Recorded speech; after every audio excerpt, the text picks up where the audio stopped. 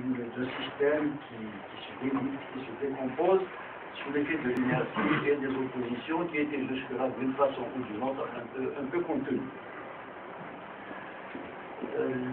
Un des exemples qui illustre un peu cette précipitation des événements, c'est les réactions que vous avez peut-être suivies pour certains d'entre vous par rapport au livre que j'ai écrit sur Arméroche, mais qui en fait, Arméroche étant la raison qui m'a permis de visiter l'histoire plus généralement du pays et avec les projections sur le présent et l'avenir. Il n'y a pas eu de réaction organisée de la part du pouvoir, une réaction massive. La revue de presse est pratiquement à plus de 700 pages, au moment où nous parlons, ce n'est pas fini, mais on voit bien que même là-dessus, même la tentation de coordonner les réactions sur un sujet aussi important que l'histoire de la guerre de libération qui sert de socle et d'alibi pour la confiscation du pouvoir, il n'y a pas eu de réaction homogène. Sur un plan strictement opérationnel, fonctionnel à l'intérieur des institutions, je pense que vous avez aussi suivi la façon dont ont été traités un certain nombre de dossiers, notamment ceux inhérents à la corruption. Il y a eu des attaques à peine voilées, de clan à clan, ce qui est assez nouveau. Il y a toujours eu des oppositions de clans, mais elles ont toujours été d'une manière ou d'une autre contre un régime, que ce soit une dictature, une monarchie, une république, appelez ça comme vous voulez, mais qui, pour pouvoir, se donne des lieux, des instances dans lesquelles elle débat, elle discute, elle prend des décisions, même si ce sont des décisions qui sont imposées, où ça se passe. Le Conseil des ministres, c'est supposé normalement être fait pour recevoir des informations, les analyser et puis sortir avec des décisions. Là, on n'est plus du tout dans ce. Le Conseil des ministres existe, il n'a pas été fort officiellement éliminé. Mais Bouteflika invite les ministres pour les écouter individuellement chez lui. Même le système politique n'arrive plus à se donner un semblant de faire un peu nous en sommes. Que font les islamistes dans une situation? Ils ne dorment pas, mais ils ont été aussi atteints par le pourrissement général du système. Pourquoi?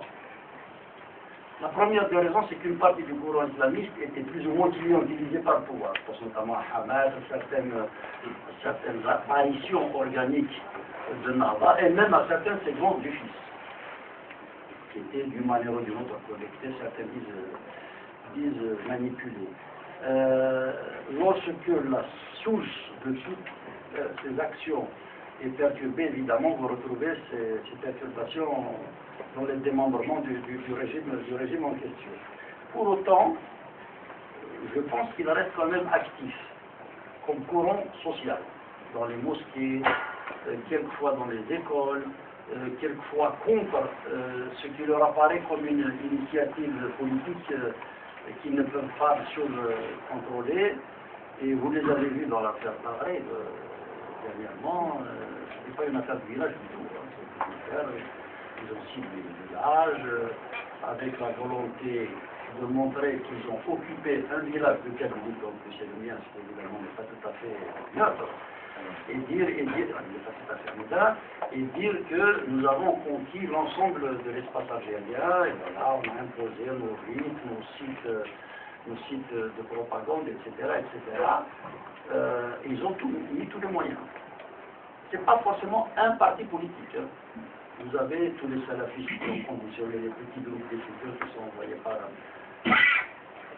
dans les villages, de défendre, disons, une option idéologique importante qui sont en mesure de bouger, comme ça, sur le plan social. La nouveauté, et ça c'est là-dessus que je voudrais attirer l'attention de la communauté musulmane ici, la nouveauté, et je dois dire honnêtement qu'on l'a sous-estimé. Je n'accable personne de mettre en défense, je suis en première position d'ailleurs, c'est que les jeunes leur échappent. Jusqu'à présent, on va dire ces 15 dernières années, même ces 20 dernières années, les jeunes, soit ils étaient complètement conditionnés par l'école, par la télévision, par l'UNJA, par les invitations et les tentations matérielles du pouvoir, soit ils allaient au maquis office, en gros, l'office donc comment islamique. Alors assez curieusement, et je dois dire qu'on n'a pas suffisamment analysé à l'affaire, donc je ne peux pas vous dire pourquoi, il y a de plus en plus une déconnexion du segment jeune de la tentation islamiste. Donc par rapport au pouvoir, ils n'ont jamais été vraiment captifs. Mais par rapport à l'islamisme, je ne sais pas pourquoi. Les gens préfèrent prendre, les jeunes par exemple, qui prennent la décision de partir de manière illégale. Je ne parle pas de ceux qui réussissent à avoir un visa. Ils prennent le truc, ils vont en Espagne, ils vont en Italie, ils vont en France, ils peuvent, mais ils vont rarement en Arabie Saoudite. Ils ne prennent pas de direction. Jamais avec. Et la nouveauté, quand on a essayé de faire les travaux, on l'année passée des jeunes, il y a quand même des problèmes de vie, près de 700 jeunes, on les a rassemblés de manière un peu aléatoire, évidemment, mais on a demandé d'élargir. C'est pas seulement des jeunes qui ont des classes. Et c'est assez intéressant parce que, un, ils étaient venus de parler.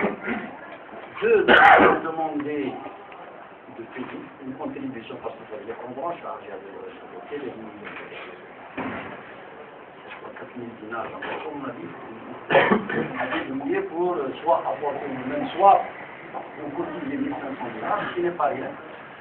En Algérie, il y avait très peu de gens qui avaient essayé d'aborder dans les différents sujets, y compris dans les ateliers, il y avait différents ateliers, en plus des ateliers à petit peu mis à côté, cette question de la tentation islamique. On a essayé d'analyser ça au niveau du parti, on n'y voyait pas très clair. On sentait qu'il y avait une mutation, mais on ne voyait pas les ressorts. De quoi ça disait tout cela. Et donc j'ai demandé à la secrétaire, mon chargé de la jeunesse, de refaire le coup, mais avec des gens qui sont susceptibles de communiquer, d'analyser, de verbaliser les nouvelles raisons qui les ont amenés à fonctionner comme ça plutôt que comme ceci. Et c'est comme ça qu'on a fait, on avait programmé l'idée de faire un regroupement restreint pour permettre un vrai débat à Tigir depuis au mois de juillet. Et on a dû faire 2 regroupements. Mais c'était des étudiants de 22 universités. Et j'ai fait exprès d'y aller. Vraiment, j'ai tenu à comprendre, à écouter les uns et les autres. Le constat est le même. La tentation islamique, c'est des segments importants de la jeunesse, est sérieusement réduite, sinon évanouie.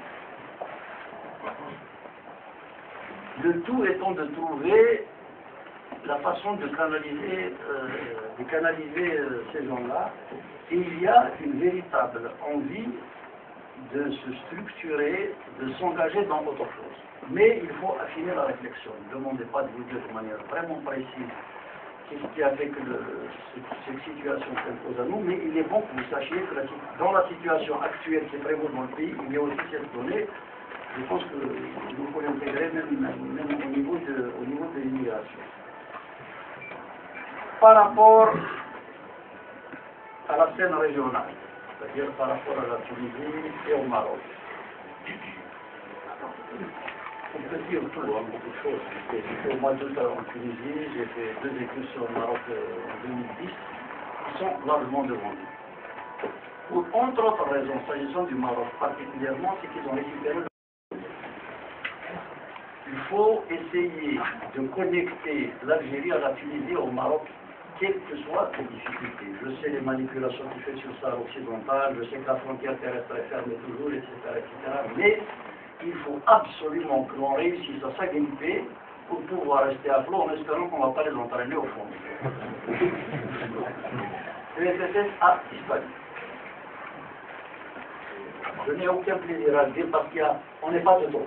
Pour faire ça, c'est vraiment un parti qui existait organiquement sur le terrain, ce serait bien. Une forme de solidarité conditionnelle démocratique ne serait pas. Je trouve que c'est le cas. Là-bas, et je pense que c'est pas mieux qu'ici. J'ai rencontré avec Rafet